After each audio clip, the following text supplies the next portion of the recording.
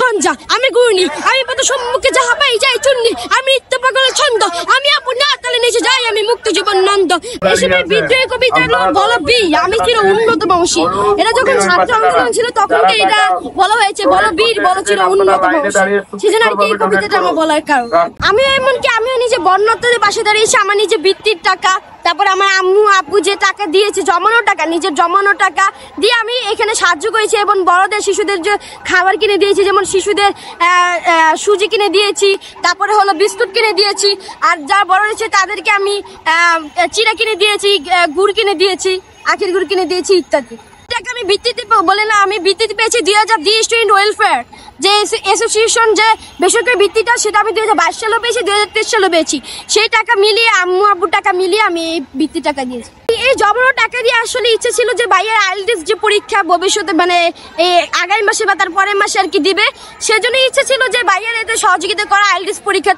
পরীক্ষাতে যেমন 25-26 হাজার টাকা লাগে, আমি আস্তে আস্তে জমানোর চেষ্টা করছিলাম, কিন্তু পরে যখন দেখলাম যে বন্যার্থদের জন্য যারা হাহাকার করছে, যারা ছোট শিশু না খেয়ে রয়েছে, সেজন্য আমি ভাবলাম যে বন্যার্থদের আমি তো পরে আইএলটিএস এর পরীক্ষা ভাইকে দিতে পারবো, এখন আমি আর কি বন্যার্থদের দিয়েছি। বড় ভাই এবং বোনকে বলবো আপনারা এগিয়ে আসেন এই বন্যার্থদের জন্য। আর আমাদের গুরুত্বপূর্ণ কথা হলো এই বন্যার্থ যারা রয়েছে তাদের এই পর্যন্ত আমাদের দানশীল শেষ নয়, কারণ কি বন্যার পরেও যাদের ঘরবাড়ি ভেঙেছে তাদের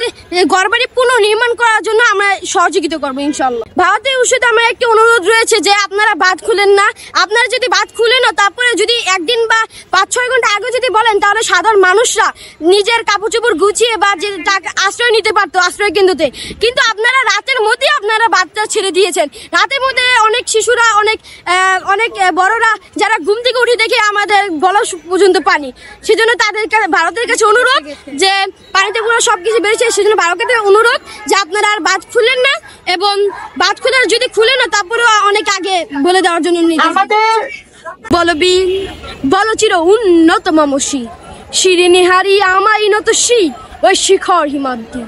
বলো বীর, বলো মহাবিশ্বের মহাকাশ ফারি, চন্দ্র সূর্য গ্রহ তারা ছাড়ি, ভুলোক ধুলোক ঘোলক ভেদিয়া, খোদার আসন আরশ ছেদিয়া, উঠেছে চির বিস্ময় আমি বিশ্ববিদ্যার্থী, মমললাটের রুদ্ধ ভগবান জলে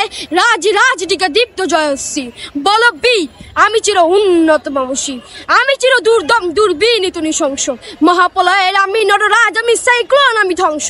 আমি মহাভয়, আমি অভিশাপ পিতৃর, আমি দুর্বার, আমি ভেঙে করি সব চুরমার, আমি অনিয়ম শৃঙ্খল, আমি দলে যাই যত বন্ধন যত নিয়ম কানুন শৃঙ্খল, আমি মানি না কখনো আইন, আমি ভয় তৈরি করি ভয় ডুবি, আমি টর্পেডো, আমি ভীম বসমান মাইন, আমি দুর্জুটি, আমি এলোকেশে ঝড় আকাল বৈশাখীর, আমি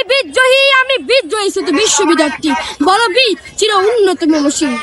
আমি ঝঞ্ঝা, আমি ঘূর্ণি, আমি পথ সম্মুখে যাহা পাই যাই চুন্নি, আমি নিত্য পাগলের ছন্দ, আমি আপন না তালে নিচে যাই, আমি মুক্ত জীবন নন্দ, আমি হামবীর, আমি ছায়ানট, আমি হিন্দল, আমি চল থমকে চমকে পথে যেতে যেতে চোখেতে চমকে ফিন দিয়া দিই 3 দল, আমি চপল হিন্দল, আমি তাই করি ভাই যখন যাহে এমন চা, বলে শত্রুর সাথে গলাগলি ধরে মৃত্যুর সাথে পঞ্জা, আমিও মাত, আমি ঝঞ্ঝা, আমি মহামারী, আমি ভীতির ধরিত্রী, আমি শাসন